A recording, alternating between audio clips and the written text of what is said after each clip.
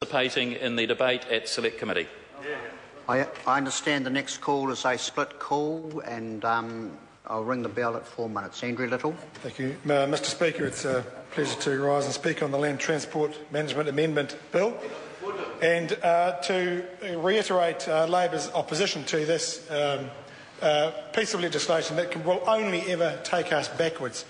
And if ever there was a concern about why the NZTA should be given extra borrowing powers, one doesn't have to look too far back in history to understand why, because this was the government agency that made a financial error in the last financial year of, wait for it, $182 million.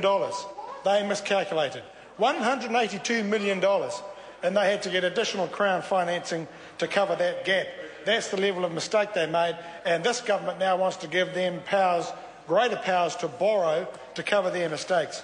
Mr. Speaker, the principal question for me in this legislation is, how will this bill help the regions? How will this bill help the regions? Because coming from working actively in a regional area, the region of Taranaki, home of the Ranfurly Shield and home of the Brave, that is a region that has suffered hugely from this government's transport policies, or lack of priorities in roading and in transport. They've had little support. There has been little support by this government for regional roading. This bill represents a greater concentration of power, when the issue for regions at the moment is just how much input and how much power local authorities and their transport committees can actually have. This bill represents a greater concentration of power in the centre and in the roading agency, and that won't help a bit. Let me talk about a couple of examples in Taranaki that are issues that have been long-standing, where the local committee and the local community have long expressed a need for priority, a need for funding. They are safety issues. One is the Normanby Bridge in South Taranaki, and they put up their submission to get it on the plan this year, and it was knocked back. This is a bridge that is a death trap. Killed a couple of young chaps already, in fact, just recently, and this is a community that is hanging out for roading improvements.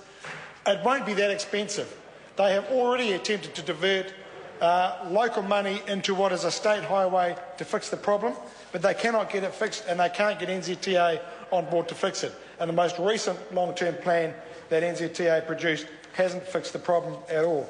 And then there is the road north, State Highway 3 north of New Plymouth, that goes for about 100 kilometres. Has major problems with paving.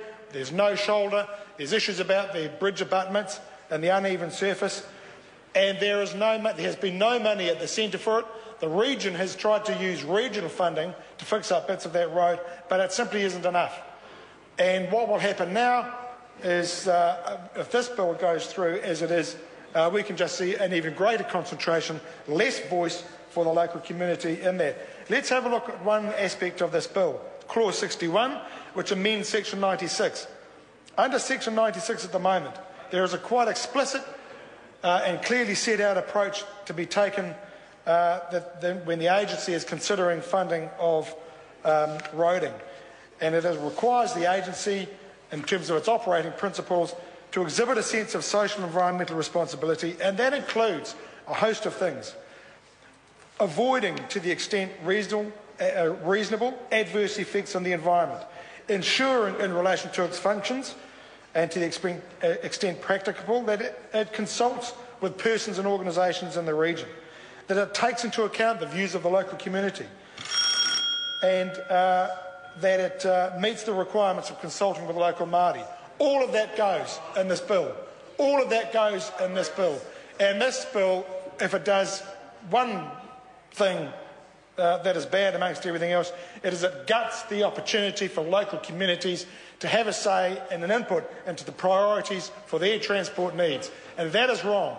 And it is characteristic of this government in so many respects, not just in Canterbury, not just in Canterbury Regional Council, but now we're seeing it in this legislation too, taking away the local voice, taking away the voice of the people. And it has happened so commonly with this government, and the way it operates and the legislation that it's passing, and we're seeing it here now too. It's unnecessary and it's bad, and it's one reason why the Labour Party will be opposing this legislation. I call Gareth Hughes. Kia ora, Mr Speaker. Nā mihi nui kia koutou. Kia ora, rise to take a